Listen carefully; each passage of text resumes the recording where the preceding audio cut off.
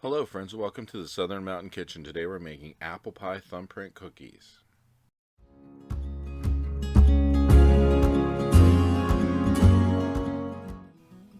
So we're going to start off with a large bowl, which we're going to add 2/3 cup of sugar to, and then 8 tablespoons of butter, which you can have room temperature or slightly melted in the microwave, just to the point where it's kind of gloopy and you can mix it up.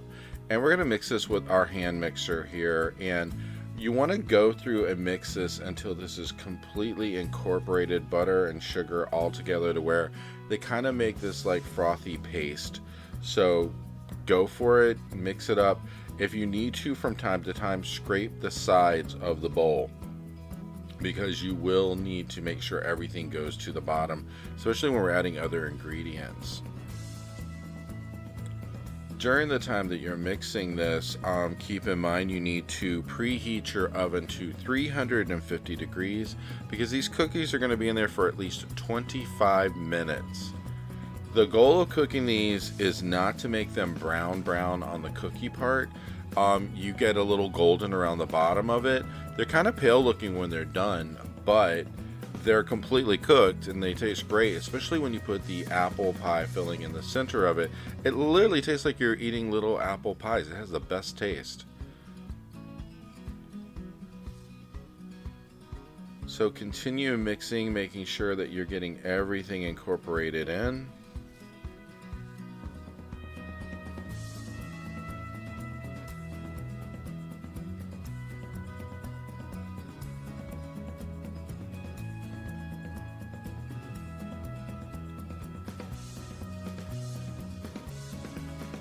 The whole point of mixing this for so long is to make sure this does go fluffy.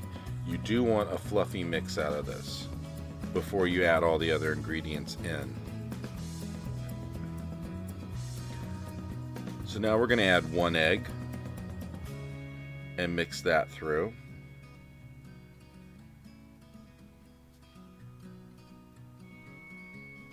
And again, mix all around the sides, all through, to get the bottom of the bowl. And if you have to, use a spatula and scrape the sides.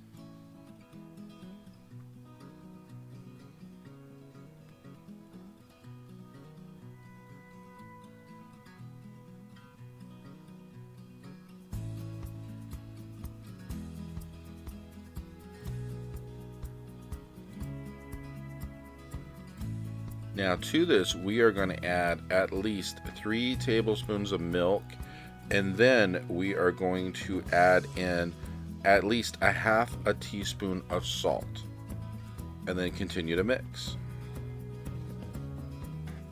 You want to make sure all of this is incorporated, especially the salt. We don't want all that settling down in one place. Now, once we get that in, we are going to add 1 3/4 cup of flour. So I add it in 2 batches, because I don't particularly want to throw all this flour in at once and it go flying all over the place when the beaters hit it, and it will happen, because I have thrown some flour around my counter before, trust me. So I use about like half each time, and then the 2 come up to 1 3/4 cup. But at least when you do it like this, the first cup of it you put into it is already mixed in before the other flour reaches the bowl, and there is the rest of my flour. And this way, at least, it's a little more controllable and it does not make as big a mess.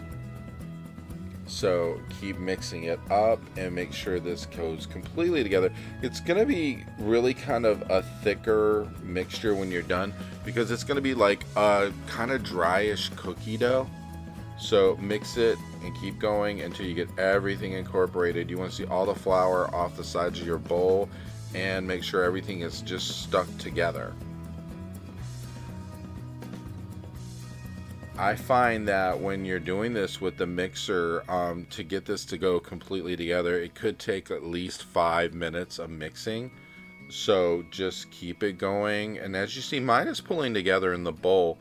It just takes a while to get this to the consistency that you want.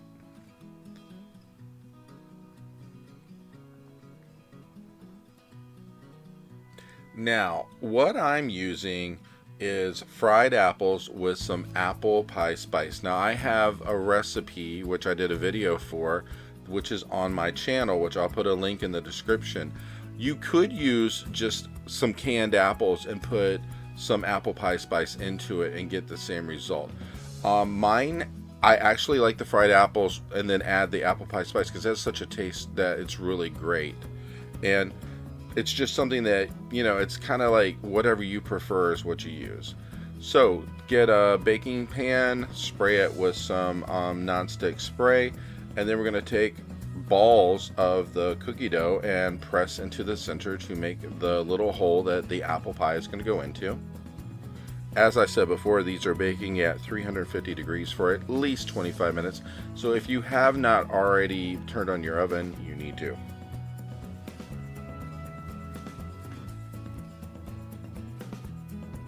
So keep rolling the balls out, putting them on your pan, and doing your little thumb into the middle of it. And then once you get that completely done, you're going to want to start scooping your apple in. You can put a decent amount of apple in the middle of these because when it cooks, it all kind of fuses together and stays in one place. So probably, you know, a good spoonful of this can go in the center of it without falling off the cookie.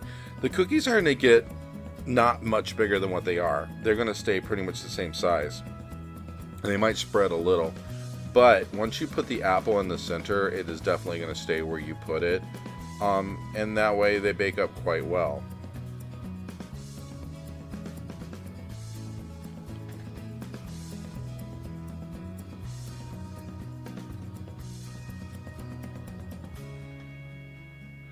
So this is my pan going into the oven. And you can make quite a few of these out of the mix. And this is my pan coming out. They've gotten a little golden and they are ready to eat. Just a reminder, once you have these made, they can be in the refrigerator for up to 5 days. If you like this video, please like and subscribe. And if you would like to, please check out my cookbook, which is available on Amazon and bookstores worldwide. Hope to see you soon.